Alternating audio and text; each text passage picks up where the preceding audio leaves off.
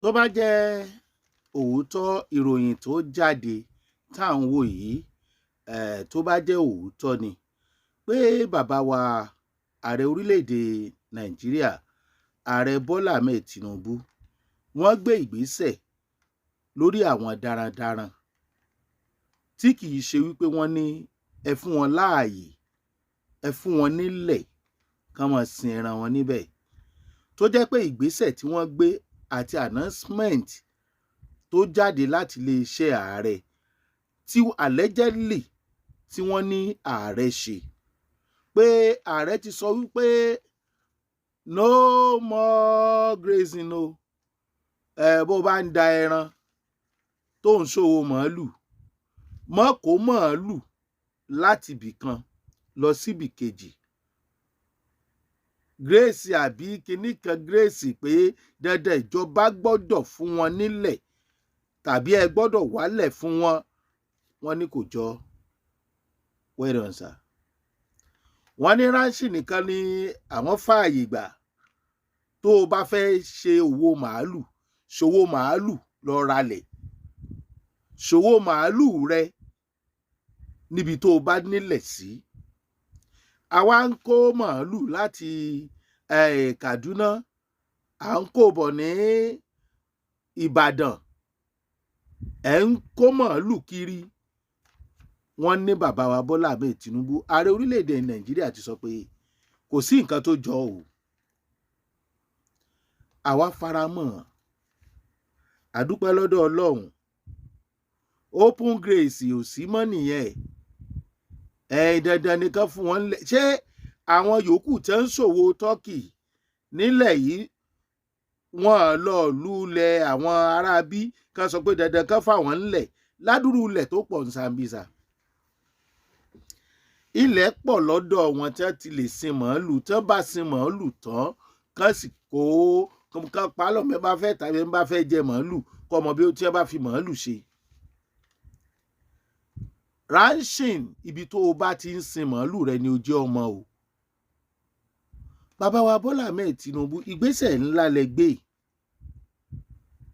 ṣùgbọ́n àwọn èèyàn wa tí wọ́n ń fún Fúlàní nílẹ̀ ẹ jẹ́ ayé àtètè kìlọ̀ fún wọn o.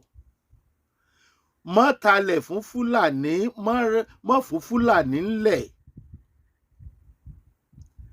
Àìpẹ́ yìí ni mo wo fídíò kan tó lúwo ń sọ wípé kò sí báńdíìtì kankan tó lè ṣẹlẹ̀ ńlú Ìwó báńdíìtì kankan ò lè wọbẹ̀ ọ̀dọ̀ àwọn ṣèfù ó yẹ kíjọba kó fáwọn lówó kan fi máa ṣe security hàn lọ́n súnmọ́ra àlùjù ọba ló súnmọ́ra àlùjù lóòótọ́ ṣùgbọ́n àwọn ọba tá a ní ní ìsìn wọ́n ti wọ́ra wọn ńlẹ̀ àti ẹ̀mójúlówó ọba mọ́ ẹ̀yin ọba tẹ́yìn náà ń ṣòwò màálù ẹ mọ́ fún Fúlàní nílẹ̀ kọ́lọ́hún á jẹ́ kó fi hàn múlẹ̀ ni ṣe é mọ àwọn tí wọ́n ṣòfin fún ṣá torí gbogbo wa là ń béèrè lọ́wọ́ ara wa wípé ṣé wọn ò jòfin lọ ọdọ ẹja béèrè lọ́wọ́ ara wa tí wọ́n bá rúfin yẹn tí wọ́n bá ń kó màálù bọ̀ láti Sókótó ṣàgbófinró ó mú wọn tágbófinró bá mú wọn àti ìmọ̀jìyà tó wà fún èèyàn tó bá ṣerú ẹ̀ tí wọ́n bá rí tírélà tó ń kó màálù kiri tàbẹ́ni tó ń da màálù kiri ẹ mọ́ gbàgbé pé kò tí ì sófin tó gbàǹdì o. Bàbá wa ààrẹ bó lọ̀rọ̀ yóò ṣe ní dọ̀rọ̀ òṣèlú táwọn aráabí máa rúfin tán tí wọ́n á ní kò sófin tó sọ pé kán pé wọn lọ́ọ́ kóòtù ṣé ẹ ti sọ fáwọn iléègbìmọ̀ aṣòfin kán ṣe òfin tó máa mú ẹni tí torí tí ò bá tí ì sófin tẹ́ bá ń pariwo págbófinró òun mú wọn irọ́ la pa gbogbo nǹkan ò sì jẹ́ gbọ́dọ̀ máa jẹ́ òṣèlú.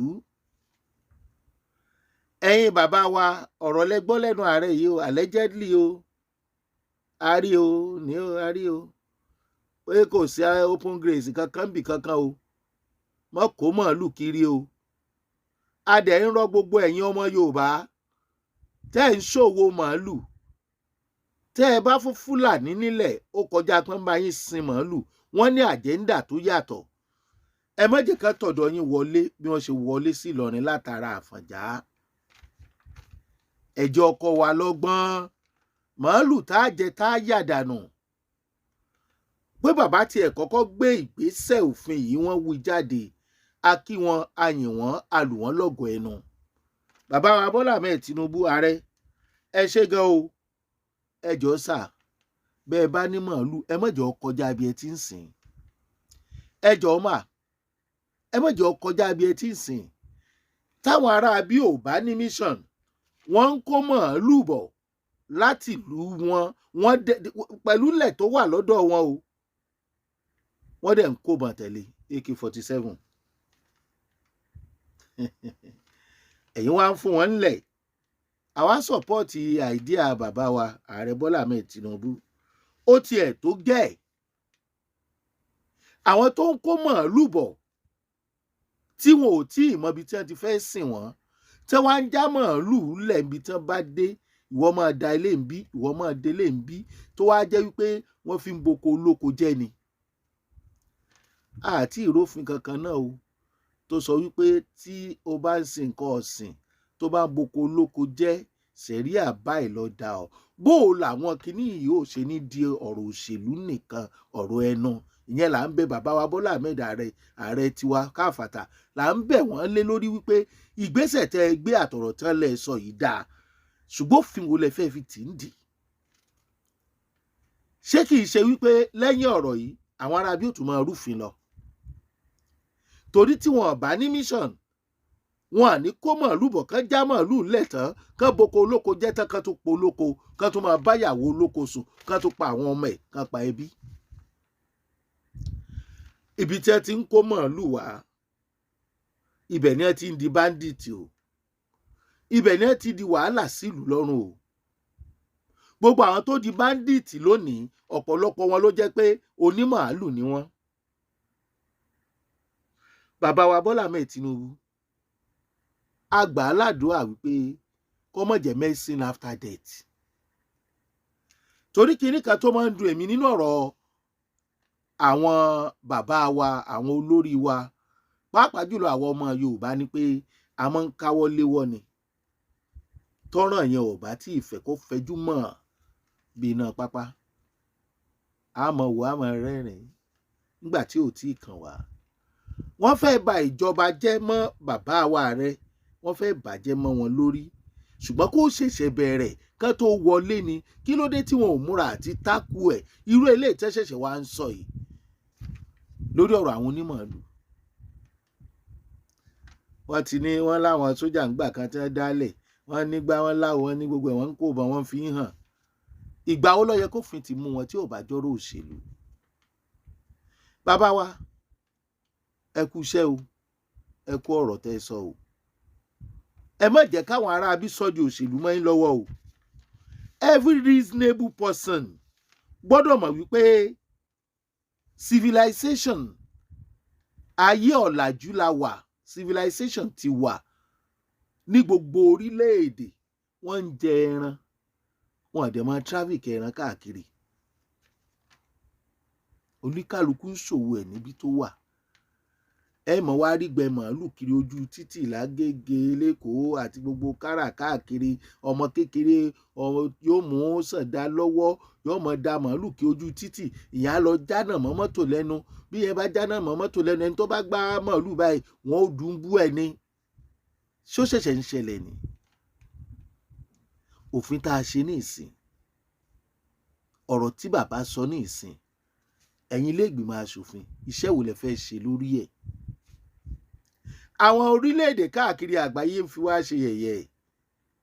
Ṣé wọn ò rí àwọn ará bí tí wọ́n ń da màálù kiri ojú títí sópọn wálé? Ṣé kìí ṣe lẹ́yìn la wà? Ṣé wọn ò sin màálù àbí àkí ń wo fíìmù? Ẹ wo ọdún tí àwọn India àwọn ìlú tí wọn ò tó wá ń gbà kan tí wọ́n ti ń sin màálù tí wọ́n ti ń kan kéèjì fún màálù wọn. Bàbá wa Olúayé Fújì King Wasiu Ayinde wọ́n ń sin màálù nílé wọn. Àwọn tó débẹ̀ ó ròyìn bí wọ́n ṣe ṣe tẹ́ẹ̀lì mà wípé wọ́n ń sin màálù. Ìbàjẹ́ ti dẹwà ó ti dẹ̀wù sọ́rùn àwọn ará bí.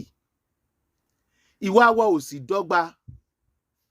A pray o kò ní jọ́rọ̀ ẹnu o. Òfin tẹ́ ẹ ṣe wípé kí wọ́n mọ̀ máa kó màálù kiri kán sìn níbi tó ń kálukú bá wà, ẹ̀ ń bá fẹ́ sin màálù kọ́ lọ rà ní.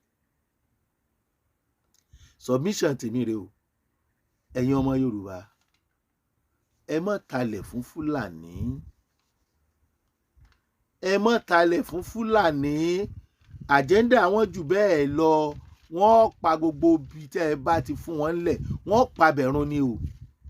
Àrọ́mọdọ́mọ yín ò sì ní orírun o. Àkíyàn kú déédé àsìkò yìí o. Ranching, sin màálù níbi tó o ti ń sìn, mọ́ kò kiri, kò sópin grace kankan bì kankan. Tó bá fẹ́ fún màálù rẹ lóúnjẹ, lọ pako fún un. Lọ pako fún un. A dúpẹ́ lọ́wọ́ bàbá wa Ààrẹ Bọ́lá Ahmed Tinubu. Ẹ ṣé a dúpẹ́. Ṣùgbọ́n àìdúpẹ́ lọ́wọ́ aláṣekù o. Aláṣetán là ń dúpẹ́ lọ́wọ́ ẹ̀ o. Ẹ bá wa fòfin gbàǹdì. Kẹ́ni tọ́wọ́ òfin bá tẹ̀, kó má bàa jàjàbọ́. Torí àwọn kan ti ń sọ pé kíni ọ̀rọ̀ ẹnu lásán ni. Rí nísìnyí àwọn eléyìí ò ní gbọ́rọ̀, wọ́n ti gé wọn létí lọ. Bàbá wa ò lè ṣe nǹkan kan lórí ẹ̀, wọ́n kàn fẹnu sọ ni. Ọ̀rọ̀ òṣèlú ni. Ẹ má jẹ́ orí bẹ́ẹ̀ sà. Ẹ surprise wa. Ẹ surprise wa kárí pé kì í sọ̀rọ̀ òṣèlú. Kárí pé òfin yẹn fi ìdí múlẹ̀, ó dẹ̀ fẹsẹ̀ múlẹ̀. Ó máa help ìjọba ẹ̀yìn náà torí pé bandit ó dínkù. Gbogbo tírélà màálù tẹ́rí tí wọ́n fi ń kó màálù kiri, àwọn nǹkan àjọ olóró ni wọ́n fi ń kó wá sílẹ̀ Yorùbá àti ilẹ̀ Ìgbò. Ẹ̀yin náà ó ní sinmi ni o. Ṣùgbọ́n ṣé àwọn tí wọ́n ń pè ní kí ló kọ tí wọ́n ń pa àwọn alágbára lẹ́yìn ní ẹ̀yìn ìjọba yẹn náà, ní tiẹ̀ mo kọ wọn mọ́. Wọ́n láwọn bàbá Kàbá àbí Kàmá àbí Kàmọ́rù. Wọ́n ní irọ́ ni wọ́n ní jẹ́ òṣèṣe. Báwọn ẹbí àwọn ará bí ló pọ̀ jù ń bẹ̀. Ọ̀jẹ̀rì yín. Eléyìí ti ṣe é ṣe. Òfin kíákíá ẹ jẹ́ á tètè gbọ́ o. Ká lè bá a mọ̀ pé kì í sọ̀rọ̀ ẹnu. Ṣéun Agboola lórúkọ tèmi o. Ọlọ́run bá wa tó. Ọlọ́run bá wa tó.